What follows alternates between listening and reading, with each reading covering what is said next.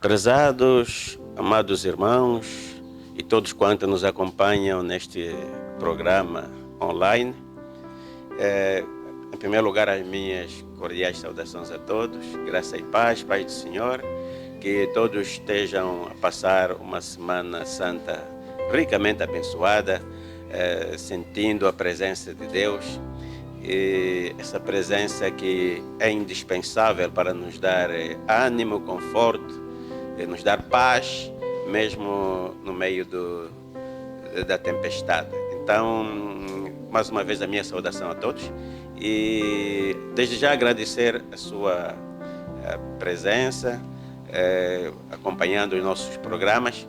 E hoje vamos refletir, mesmo vivendo esse espírito da Semana Santa, da Páscoa, vamos refletir no Evangelho segundo São João, portanto no seu capítulo 3 e versículo 17, leiamos. Porque Deus enviou o seu Filho ao mundo, não para que o condenasse, o mundo, mas para que o mundo fosse salvo por ele. Quem crê nele não é condenado, mas quem não crê já está condenado, porque não crê no nome do unigênito Filho de Deus. E a condenação é esta, que a luz veio ao mundo e os homens amaram mais as trevas do que a luz, porque as suas obras eram más. Porque todo aquele que faz o mal odeia a luz, e não vem para a luz, para que as suas obras não sejam reprovadas. Mas quem pratica a verdade vem para a luz, a fim de que as suas obras sejam manifestas, porque são feitas em Deus. Deus, te damos graça nesta manhã, abençoada pelo teu amor, tua misericórdia. Ilumina-nos, Senhor, e fala ao nosso coração. Sacia a nossa alma, em nome de Jesus. Amém. Prezados, mais uma vez, estamos alegres porque Jesus morreu, mas ao terceiro dia ele ressuscitou e vive para todo sempre. Por isso, o Espírito, a força da ressurreição de Cristo, neste dia apaga toda a fama que nesses dias, neste mês, já há algum tempo, monopolizou o coronavírus, tornou-se o foco das notícias. Mas esta semana e a partir de agora, o poder dessa ressurreição apague totalmente a fama, porque ninguém pode protagonizar mais a mídia, mais as nossas casas, as nossas sociedades, do que Jesus Cristo, o ressurreto. E nesta semana, é semana que nós devemos nos alegrar, porque expressa o nosso livramento, a nossa salvação. E talvez você possa pensar, mas salvar de quê? Talvez você não vê que está a passar por algum perigo, e salva-se alguém que está em perigo. E você pode dizer, mas eu não corro nenhum perigo, salvar de quê? Eu quero lhe dizer sinceramente que, embora você ignore, mas você passa por um grande perigo. Há um grande perigo que espreita toda a humanidade. Por isso todos nós precisamos de Salvador. Precisamos de salvação. Todos. Asiáticos, africanos, americanos, europeus, australianos, todos precisam de salvação. Sabe por quê? Porque diz a Bíblia que todos pecaram e o salário do pecado é a morte. E pelo facto de pecarem estão destituídos da glória de Deus. E quando a Bíblia fala de morte, não está a falar simplesmente da morte física, está a falar especialmente da morte espiritual, que é a separação eterna de Deus. Porque a nossa alma não morre. A morte a que se refere a Bíblia não é aniquilação. Porque o que é aniquilado é somente o corpo. A alma não é aniquilada. Ela continua viva e sobrevive à morte do corpo físico. Então, esta alma que sobrevive à morte do corpo físico precisa de ser salva. Precisa da salvação. Por isso é que Deus enviou o Salvador. Você pode dizer, não, mas eu não creio. O problema é seu. Porque as coisas que existem independentemente da nossa crença ou da nossa ignorância. Crendo ou não crendo, o que é, continua a ser. O que existe, continua a existir. Eu tenho um exemplo do doutor neurocirurgião americano, que é o doutor Alexander Eber. Você pode procurar esse nome na internet, Alexander Eber, que era um cientista, professor universitário, neurocirurgião, ateu, que também não cria. Mas hoje, depois dele passar por uma experiência impactante, ele foi diagnosticado com uma meningite. E essa meningite severa levou-lhe a um estado de coma profundo durante vários dias. E foi determinada a impossibilidade da sua sobrevivência, acabando por sucumbir. Mas depois voltou à vida, teve a experiência do pós-morte. E aquele que era cético, incrédulo, veja o que é que ele diz hoje. Isto ocorreu, portanto, o seu estado de coma profundo foi no dia 10 de dezembro de 2008. Mudou totalmente a sua tese. Então, ele estava enganado e não sabia. Assim está o mundo, muita gente enganada e não sabe que está enganada. A Páscoa revela que, conforme diz a passagem de João 3,16, Deus enviou ao mundo seu Filho unigênito, para que todo aquele que nele crê não pereça, mas tenha a vida eterna. E essa passagem diz, quem nele crê, será salvo. Mas quem não crê, diz que já está condenado. Já está condenado. Jesus Cristo, a vinda do Messias, do Salvador,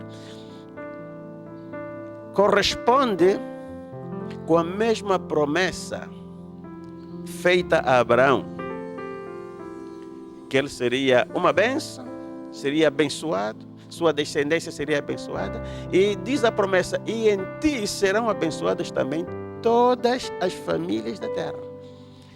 Então, essa bênção que nós vimos na quarta-feira, que alcançou a descendência de Abraão, os judeus, e que fez com que Deus os libertasse do Egito, os livrasse do anjo da morte que passou pelo Egito, sangue que fez diferença. Então é um simbolismo do sangue de Jesus, que viria não mais para pagar para livrar um povo, uma nação, mas para livrar toda a humanidade. Sangue de Jesus. Então, a ressurreição de Cristo, a vida de Cristo, o ministério de Cristo aqui na terra, meu amigo, meu irmão, é a maior evidência. É maior evidência, mais evidente do que a existência dos pais da ciência, de Sócrates, de Aristóteles, de Platão, de Newton, de Darwin. É mais evidente do que a existência dos filósofos da antiga Grécia, mais evidente do que os grandes heróis que hoje a Terra, aliás a história relata que existiram, que viveram neste planeta Terra. Alexandre Grande, Herodes, os faraós do Egito, os Césares de Roma. Jesus Cristo é mais evidente. Porque Jesus Cristo, a sua presença, a sua vinda ao mundo, parou o calendário. Parou o calendário. Já houve muitos heróis, muitos famosos, muitos cientistas, mas ninguém parou o calendário. Mas a vinda de Jesus parou o calendário. Por isso é que nós estamos hoje em 2020, depois de Cristo. A vinda de Cristo inaugurou uma nova era. Uma nova era. Que é a era em que estamos a viver hoje. Por isso, a negação de Cristo não passa mais do que dureza de coração. Dureza de coração. Conforme diz a Bíblia aqui, o Deus deste século, referindo-se a Satanás, ao diabo, diz: cegou os entendimentos dos incrédulos para que não se lhes resplandeça a luz do Evangelho, que é a imagem de Deus. É o diabo cegando, endurecendo o coração para as pessoas continuarem perdidas, sem salvação, mergulhadas nas trevas e no fim irem parar para o inferno. É uma ação maligna, a incredulidade. E esta passagem diz: quem não crê, não diz que vai ser condenado, diz não, já está condenado. Já está. E revela por quê. Revela por crer. Porque não crer espiritualmente não é ignorância, não é não acreditar.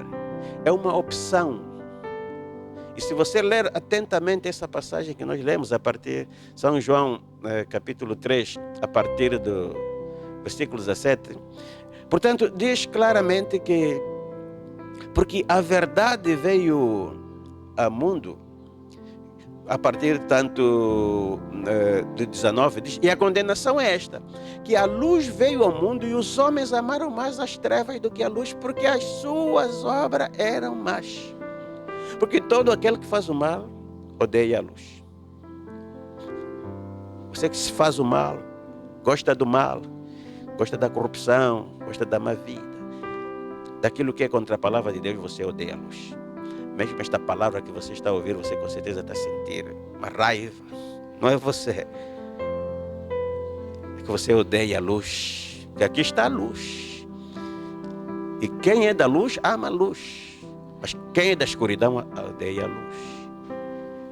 E não vem para a luz, para que as suas obras não sejam reprovadas. Mas quem ama a verdade, vem para a luz, a fim de que as suas obras sejam manifestas. Então é uma opção pelo mal. Por isso é que não é uma coisa assim tão simples. Quem crê será salvo, quem não crer será condenado. Não, porque coitado, ignorante, talvez não sabe. Não, é uma opção para o erro. Porque a própria fé é Deus quem traz no coração. A Bíblia diz que a fé é dom de Deus. Não somos nós que inventamos a fé é dom de Deus. Mas Deus põe a fé quando o teu coração opta para o bem. Quando você deseja o bem, deseja a verdade, deseja a justiça. Então Deus, Espírito de Deus, sonda cada coração. E vê que no teu coração é essa aptidão, esse desejo, essa ânsia pela verdade, pela justiça, então coloca a fé. Mas quando o Espírito de Deus vê que no teu coração há aquela ânsia pela mentira, ambição pelas riquezas, pela fama, orgulho, aquela tendência de pensar que sabe tudo, que é dono da situação, que estudou muito, jamais. Então, em vez de fé, você tem incredulidade. Quem não crê será condenado. Então, isto é algo muito profundo. Muito profundo. Jesus veio ao mundo cumprir uma grande missão. Uma grande missão. Uma missão de vida ou de morte. Em primeiro lugar, nós dissemos que, tal como o povo hebreu estava no Egito, lugar de maldições, lugar onde Deus fez cair 10 pragas. Então, o Egito hoje é o mundo que nos rodeia. As suas leis, as suas regras não correspondem com a vontade de Deus. Por isso é que a Bíblia diz: não ameis o mundo, nem o que no mundo há. E que se alguém ama o mundo, o amor de Deus não está nele. Porque o mundo não corresponde com a vontade de Deus. Por isso é que o mundo está tal como está. Com injustiças, com corrupção, com maldades. Cada dia a maldade multiplicando-se. Porque não corresponde com a vontade de Deus. E o próprio Jesus disse: quando nós oramos, devemos orar dizendo: Pai nosso que estás nos céus, venha a nós o teu reino, para que a tua vontade, tal como está sendo feito lá no céu, também seja feita aqui na terra. Então, tal como o cordeiro que foi sacrificado, que foi imolado lá no Egito, o seu sangue foi espargido nas portas, nas ombreiras, Jesus também, numa semana como essa, verteu o seu sangue. Nós vemos que Deus recomendou no Egito que o cordeiro tinha que ser imaculado, não podia ter mancha. Sua cor tinha que ser uma cor única, branca e sem mancha. Isso significa que o cordeiro, para expiar o pecado, não pode ter pecado. Mancha significa pecado. Por isso é que Jesus veio e diz a Bíblia que não pecou, foi tentado em tudo, mas não se achou engano na sua boca.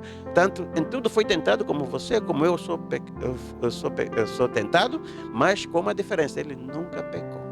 Nunca pecou.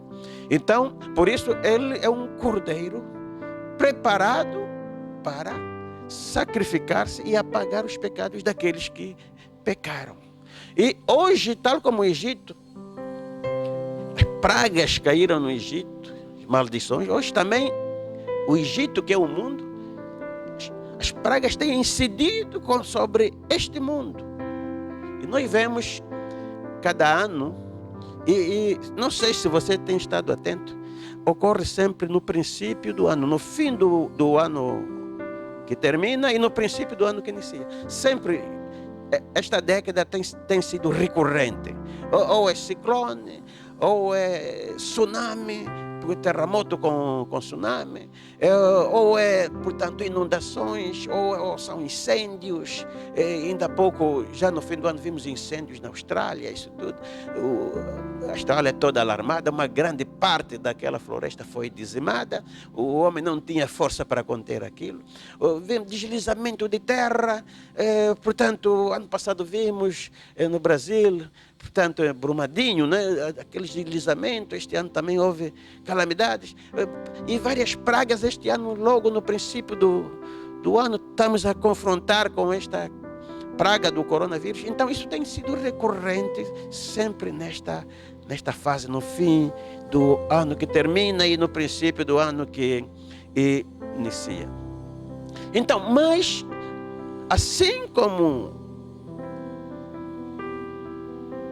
o sangue do cordeiro fez a diferença no Egito, trouxe aquilo que hoje deu nome à Páscoa, que é passar por cima, livramento.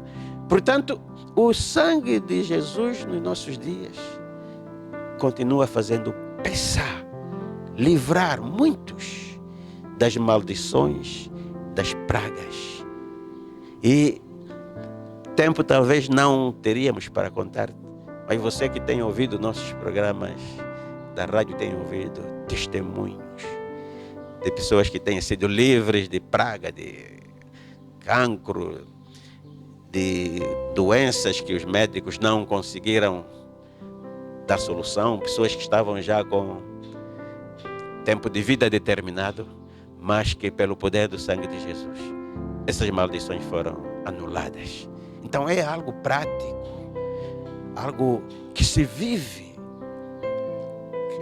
Porque a palavra de Deus, se não se exerce na prática, não tem valor nenhum. Você tem que viver, experimentar aquilo que a Bíblia diz na sua vida, na sua prática.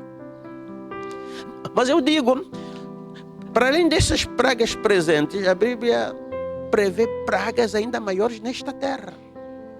Por isso é que nós dizemos que o Covid-19, isso não é o fim do mundo, não. Muito longe. Dizemos que pragas, mesmo pandemias, o mundo já passou por várias. Vimos esse vídeo que está a passar ali daquela anciã espanhola, que tem 109 anos. E a ver a fé dela, a garra dela, ela diz claramente que já passou pela Segunda Guerra Mundial, sobreviveu, já passou pela gripe espanhola, que dizimou muito mais. E foi muito mais terrível. E sobreviveu, e ela não tem medo. Agora apanhou o coronavírus, está curada. E é um testemunho tremendo. Ela com 109 anos ainda sobreviveu, para ver que quando Deus age, não há quem impede. Então a dizer que é para os velhos. Não. O sangue de Jesus tem poder. Aquela mulher de fé, você pode consultar. Também lancei na minha página ela dando esse testemunho forte e provando na prática que a palavra de Deus é verdade. Então eu dizia que isso ainda a Bíblia revela como sendo o princípio das dores. Isso quer dizer que a dor ainda não começou. Isso ainda é o princípio. Porque se você vai ver na Bíblia, pode ver no livro de Apocalipse, no seu capítulo 9, versículo 6, diz que e naqueles dias os homens buscarão a morte e não a acharão, e desejarão morrer e a morte fugirá deles. Hoje estamos diante do Covid-19 e ninguém está desejando a morte. Pelo contrário, as pessoas estão a fazer de tudo para não morrer, para escapar. Por isso é que estamos a cumprir com essas medidas todas de quarentena, de lavar as mãos, de não visitar outras pessoas, e todas essas medidas que os órgãos da saúde estão a transmitir. E toda a gente, bem ou mal, está a cumprir, porque não desejamos morrer. Mas a Bíblia diz que vai vir um tempo diferente, em que o sofrimento vai ser tanto que as pessoas desejarão a morte. Que as pessoas vão desejar. E diz que a própria morte vai fugir. Ninguém vai morrer. Que as pessoas vão se atirar do 10º andar de um prédio, cai, mas está vivo ainda. Vão se atirar no mar, na profundeza, mas está vivo. Deus vai anular a morte. Então a Bíblia fala de tempos da grande tribulação que vão vir. Por isso é que esse tempo é referido como o princípio das dores. Ainda não é a dor. Você, se for no livro do Apocalipse, vai ver o que vai acontecer realmente quando chegar o tempo chamado mesmo de grande tribulação. Que diz a Bíblia que serão tempos os quais que haverá sofrimento tal na terra, qual nunca houve desde que existe homem na face da terra. Então, ouvinte, o sangue de Jesus nos livra. Porque diz também esta passagem que antes de vir esses dias, que Deus diz, olha, não danifique a erva, não danifique nada, antes de que sejam selados aqueles que têm a marca do Deus Altíssimo. Antes que haja livramento para aqueles que são de Deus, que foram redimidos, que foram lavados com o sangue de Jesus. Então, a morte expiatória de Jesus não nos livra só dos males da atualidade, também nos livra dos males futuros. Então estamos a ver que, assim como no Egito o cordeiro foi imolado e seu sangue livrou o povo de Deus das pragas que caíram sobre o Egito, e dentre elas a maior praga, que foi a morte dos primogênitos, hoje o Cordeiro de Deus que foi enviado para pagar pelos pecados da humanidade, nos livra das pragas presentes e também nos livra das pragas vindouras. Mas, sobretudo, mesmo que não te livrar da praga presente, o mais importante que trouxe Jesus a pagar pelos nossos pecados é nos livrar da mãe das pragas. Repito, a mãe das pragas. Eu digo que é a maior praga que o ser humano pode enfrentar, que é a morte eterna. A morte eterna. Por isso diz essa passagem: quem nele crê não será condenado. Mas quem não crê já está condenado. A morte eterna é quando o homem experimenta a morte física no estado de morte espiritual, sem estar reconciliado com Deus, morrer nos seus delitos e pecados, sem nunca se arrepender, nunca se converter. Então morre fisicamente e experimenta a separação eterna de Deus. Este é o maior azar, é a maior desgraça. Por isso que nós temos dito que a maior desgraça não é o coronavírus, não. O maior perigo é a morte eterna. Porque bem ou mal, todos nós vamos acabar mesmo por morrer. Do coronavírus ou de não, vamos acabar por morrer. Você se vê quantos anos você tem? De acordo com a expectativa de vida aqui no nosso país, a nível do mundo, quanto te falta? E pode ser que não cheguemos até aquela esperança de vida. Por qualquer fatalidade podemos partir hoje ou amanhã. Mas se você morre nesse estado de morte eterna, você vai experimentar a mãe das desgraças. E é isso que Jesus veio nos livrar. Para você não experimentar a morte eterna. Por isso é que Ele é Salvador. Ele não veio pode salvar, sim senhora, da miséria, você não passar miséria, Deus te abençoar, prosperar. Pode te salvar de você, portanto, ser livre de alguma doença, ser livre. Ele faz isso. Mas a maior salvação é a salvação da mãe das pragas, que é a morte eterna. Então é isso que nós estamos a comemorar nesta semana, que Jesus veio nos salvar, nos dar vida e vida com abundância. Dizer que nesta semana Jesus cumpriu com duas grandes obras. A primeira grande obra é a sua morte. E a sua morte, em primeiro lugar, foi uma morte voluntária. Voluntária quer dizer que ele não foi mártir. Não. Ele voluntariamente se entregou. Ele tinha poder para contrariar os seus detratores. Quando Pedro quis lhe defender, ele disse: Pedro, quem com ferro mata, com ferro morre. Eu podia agora orar e vir uma legião de anjos à minha defesa. Eu mesmo é que estou a me entregar. Quando Pedro quis lhe aconselhar: não aconteça isso comigo, contigo, não vai para a cruz. Jesus disse: sai de mim, Satanás, porque você não entende as coisas de Deus. Então a sua morte foi voluntária, também foi predestinada. Já estava determinado o que ele iria passar. Ele veio cumprir com aquilo que estava escrito a seu respeito. Sua morte também foi vicária. Quer dizer, morreu a favor do outro, a meu favor e a teu favor, nos substituindo. Nós é que deveríamos pagar, mas Ele pagou em nosso lugar. Sua morte foi expiatória, quer dizer que devido a essa morte, ela cobriu toda a nossa dívida. Dívida do nosso pecado foi totalmente coberta. Você não tem mais que fazer nada para você ter a salvação. Não precisa pagar, já foi pago. Cobriu tudo. Não precisa fazer sacrifício. O teu sacrifício não vale para nada. Você tem somente que depositar a fé. Crer. Quem crê será salvo. E crer não é só acreditar. É acreditar, mas praticar aquilo que Ele manda. Andar no seu caminho, nos princípios de Deus. Sua morte também foi expiatória. expiou toda a nossa dívida. Foi redentora, pagou o preço total. E foi propiciatória.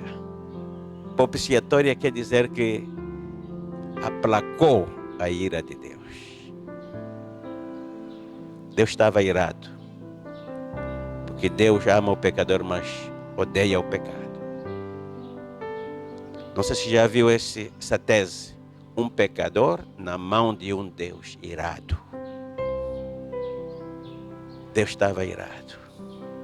Mas vendo o sacrifício do seu filho, ele olha para o pecador que foi expiado, a sua ira é aplacada, é anulada. Porque ele não vê você, ele vê a Jesus no seu lugar. Então a sua morte foi propiciatória. Glória a Deus, aleluia. Você não tem mais dívida nenhuma quando você aceita esse sacrifício. Quando você vive a mensagem da cruz. A segunda grande missão de Jesus foi a sua ressurreição.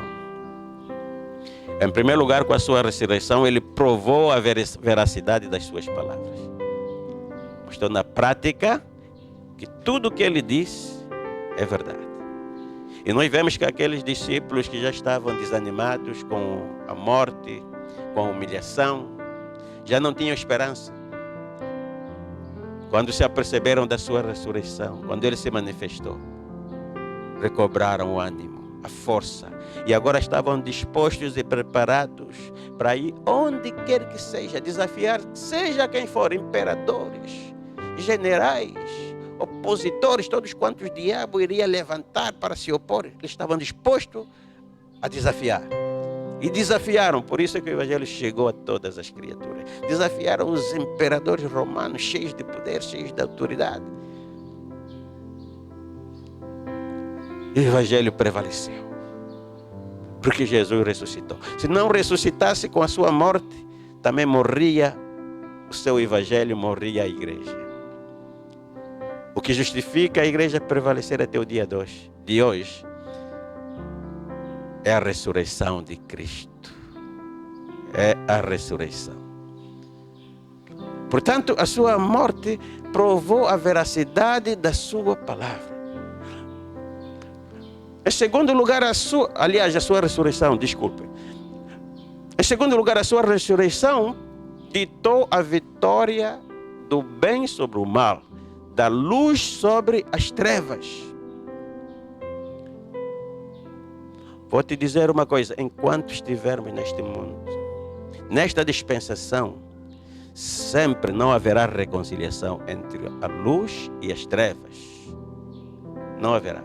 As trevas vai sempre tentar apagar a luz. Vai sempre tentar combater contra a luz. E vemos que, paradoxalmente, naquele tempo, quando Jesus estava no mundo, aqueles que eram conhecidos como os grandes representantes de Deus na sociedade romana, na sociedade em Israel, os sacerdotes, os sumos sacerdotes,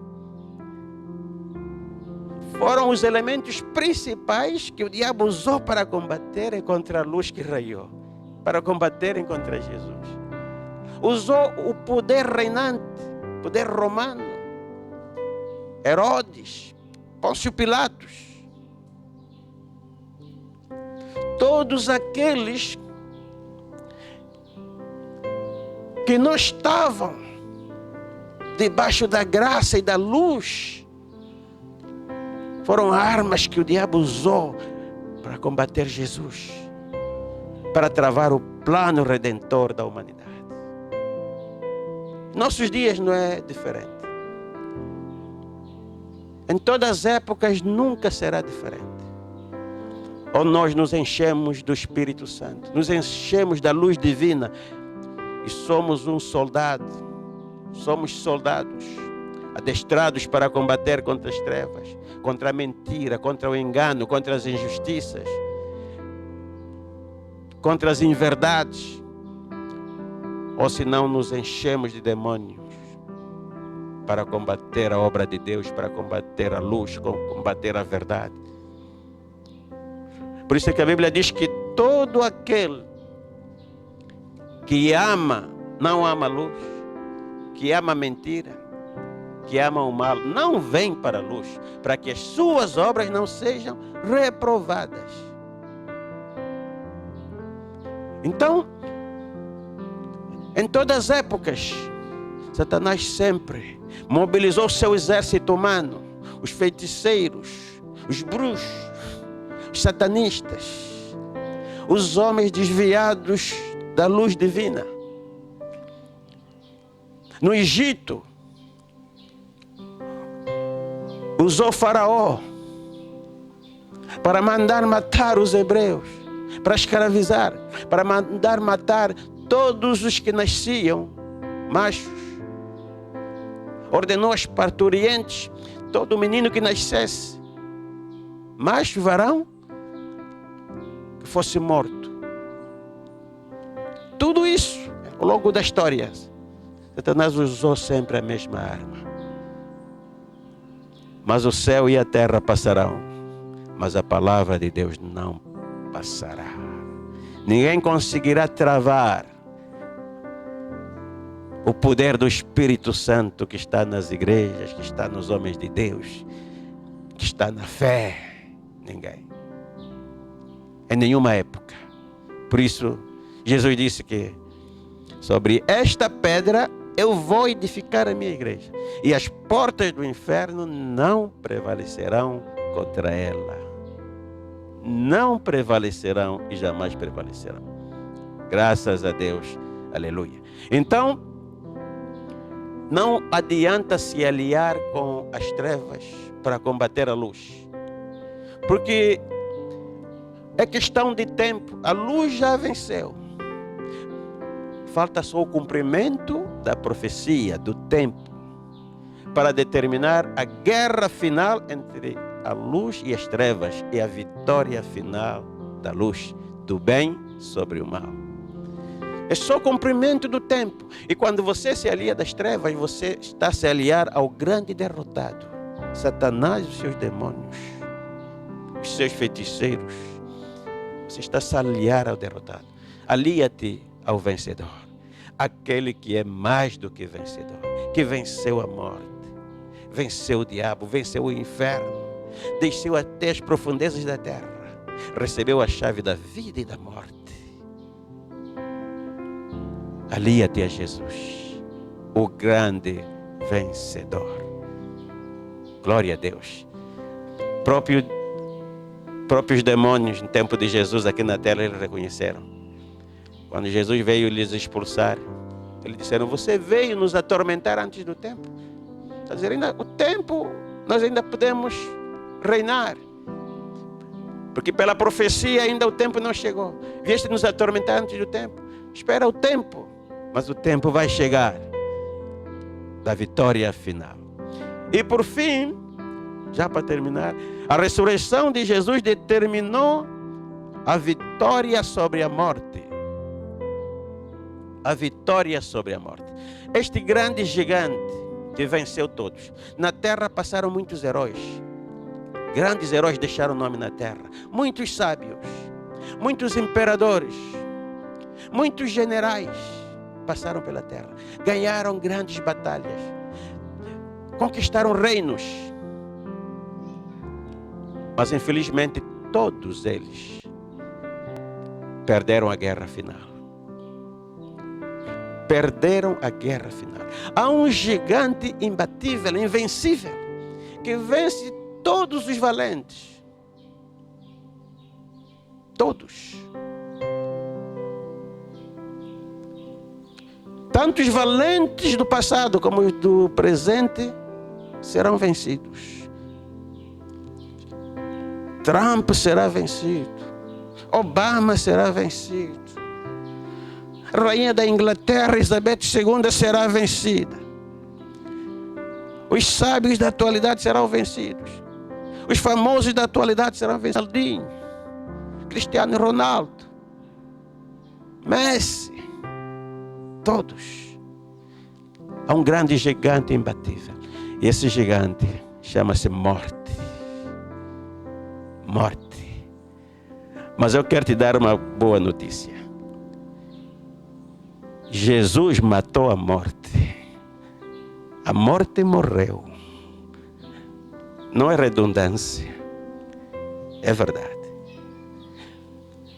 Por isso esta passagem, 1 Coríntios 15:55 diz: morte, onde está, ó morte, o teu aguilhão? Onde está o inferno, a tua vitória? Porque a força da morte está no pecado. Se não houvesse pecado, você, eu, se não pecássemos, não morreríamos. Então, a força da morte está no pecado. Mas só que Jesus aparece imaculado, sem pecado. E a morte não pode prevalecer contra ele. Ele entrou, foi sepultado, foi até o Hades. E lá no Hades, nunca entrou alma sem pecado. Por isso o Hades suportou no primeiro dia. Suportou também no segundo dia. Mas no terceiro dia não pode mais suportar. Vomitou Jesus. Eu nunca recebi corpo incontaminado, sem pecado. Jesus venceu a morte. E a boa notícia é que ele matou a morte, venceu a morte. E pelo seu sangue, pelo seu sacrifício,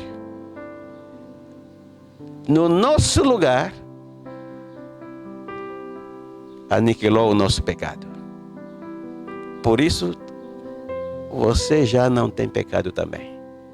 E você, como não tem pecado, e o aguilhão da morte é o pecado, a força da morte está no pecado, você também vai vencer a morte. Este é o segredo da Páscoa, da ressurreição de Cristo.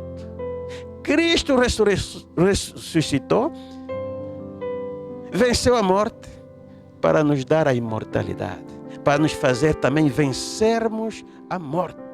Este é o sentido da vida, porque sem Páscoa a vida não tem sentido. Você viver aqui 60, 70, 80, 90 anos, com tanta luta, tanto sacrifício, acumular isso e aquilo, e depois tudo como se nunca tivesse vivido. Morrer como que se nunca fosse a morrer, viver aliás como se nunca fosse a morrer, e morrer como se nunca tivesse vivido. A vida não teria sentido. A Páscoa deu sentido à nossa vida. Glória a Deus, aleluia. Por isso, prezado irmão, nós damos graças a Deus, a Jesus Cristo, porque deu sentido, deu significado à nossa vida pela Páscoa. O sangue de Jesus derramado na cruz expiou os nossos pecados, nos livrou da morte eterna, da condenação eterna, naquele lugar onde a Bíblia diz que o fogo não se apaga e o bicho não morre. Nos deu esperança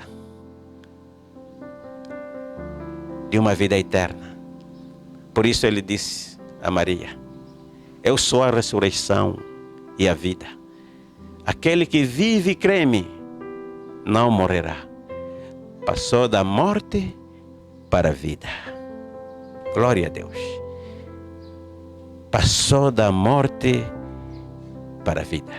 E assim como os judeus, depois da Páscoa, caminharam para a terra prometida, você também hoje, depois dessa Páscoa, desse sacrifício de Cristo, dessa ressurreição, você está caminhando para a terra prometida, para o novo céu, para a nova terra, onde habita a justiça, para a vida eterna que não termina. Este é o sentido e o significado da Páscoa e da nossa existência. Deu sentido à nossa existência. Eu quero, ao finalizar, orar para si. Você que talvez está condenado devido à dureza do coração, à incredulidade, Que este poder que ressuscitou a Jesus venha quebrar este coração de pedra e no seu lugar pôr um coração de carne.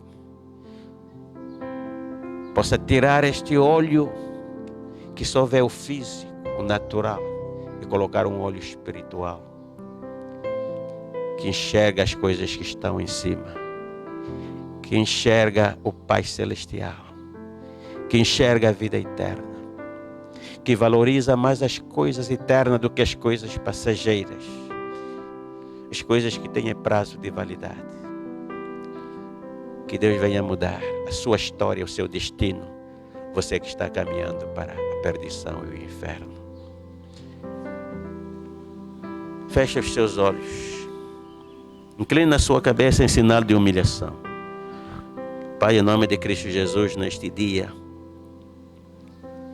esta semana santa, esta semana do memorial da tua morte, da tua paixão e da tua ressurreição em Jesus. Pai, esta vida que está morta espiritualmente nos seus delitos e pecados, nas suas iniquidades, tenha misericórdia, Senhor. Quebra esta dureza do coração. Pai, vem levantar, Senhor, uma nova vida, Senhor, pelo poder, Senhor, da ressurreição de Cristo.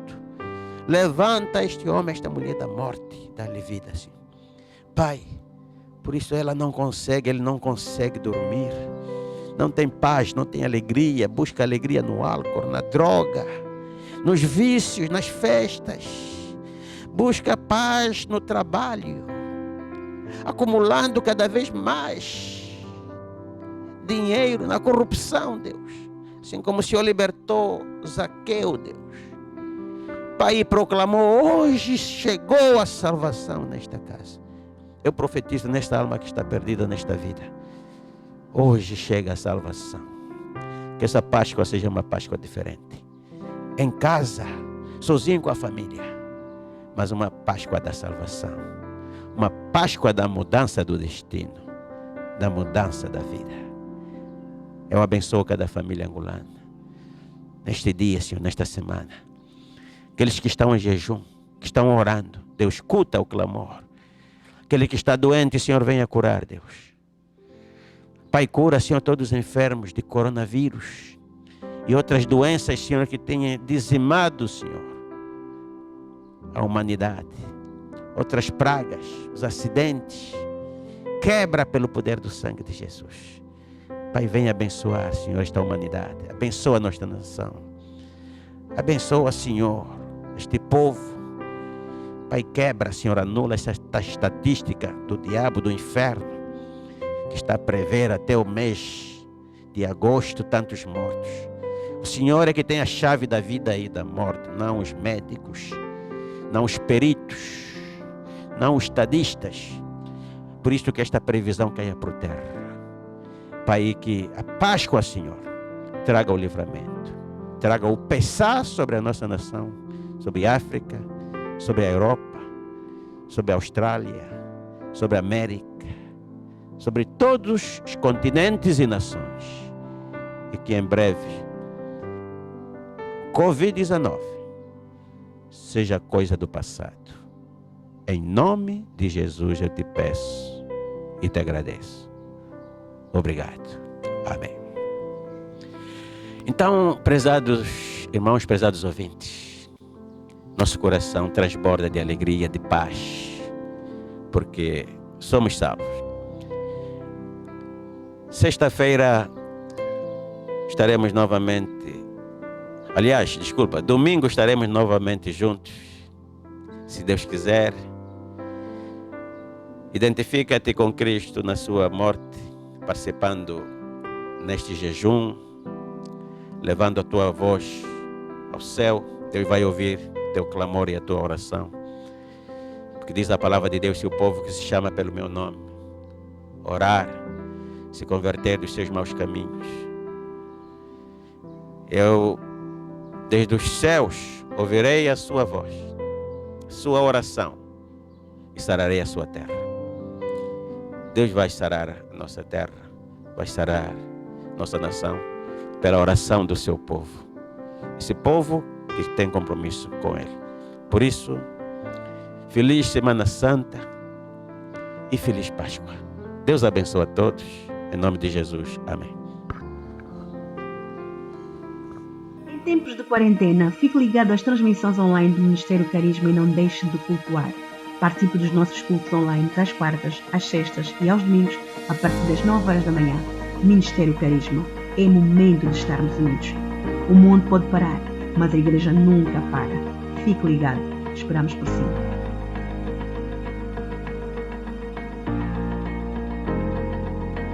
Você que frequenta o Ministério Carisma, queres fazer um negócio e não sabes como começar? És um empregador ou empresário e procuras bons funcionários? Queres divulgar o teu trabalho, o teu negócio ou apresentar o teu currículo e não sabes aonde te dirigir? Estás à procura de um emprego e ainda não encontraste? Então faça parte do grupo Carisma Procura. Ali poderás divulgar o que fazes, deixar o teu currículo, procurar funcionários e encontrar boas oportunidades de negócio e de emprego. Adere já. Facebook Carisma Procura. Procuramos por si, porque alguém procura por ti. Wave Beats Music. Em tempos de quarentena, fique ligado às transmissões online do Ministério Carisma e não deixe de cultuar. Participe dos nossos cultos online às quartas, às sextas e aos domingos, a partir das 9 horas da manhã. Ministério Carisma. É momento de estarmos unidos. O mundo pode parar, mas a igreja nunca para. Fique ligado. Esperamos por si.